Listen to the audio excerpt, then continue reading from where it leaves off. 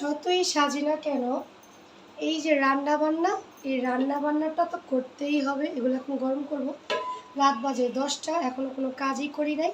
এখন করব আর কি, আমি বিজনেসের পেজের জন্য আর কি আমি জামা কাপড় আর কি ভিডিও বানাইতেছিলাম। এটার জন্য কত এফোর্ট দিয়ে কাজ করতে হয়, লাভ করি খুবই সীমিত। এখন আবার এগুলো গরম করব, সেটাই জাস্ট যদি এখন ভিডিও না করে দেখাই বুঝবেন কিভাবে যে একটা মেয়েরা কতটুকু কষ্ট করে।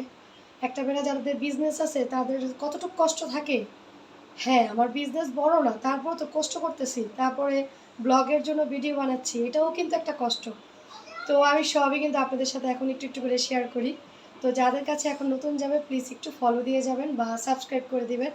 দেখেন, যতই সাজি না কেন আবার বলি, রান্না বান্না মেয়েদের করতেই হবে, আর এটাই হচ্ছে মেয়েদের আসল কাজ, করতেই হবে।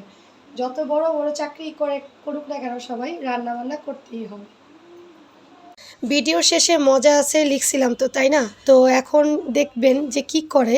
আমার একটা কাজ যেমন ধরেন 15 মিনিট লাগবে, সেটাকে আমি লাগাই হচ্ছে 1 ঘন্টার মতো লেগে যায়। কারণটা খুবই সহজ, বাচ্চা আছে ঘরে। বাচ্চা থাকলে তো কোনো কাজই সহজভাবে করা যায় না। এই কাজগুলো কিংবা আমার বাচ্চাদের নিয়ে কাজ করা, এটাও একটা আনন্দ, এগুলো একটা স্মৃতি। আমি এই ভিডিওটা করতাম না, কিন্তু কিছু মানুষ মনে করে আমি খুব সুখে থাকি, তো তার জন্য ভিডিওটা আর কি করা।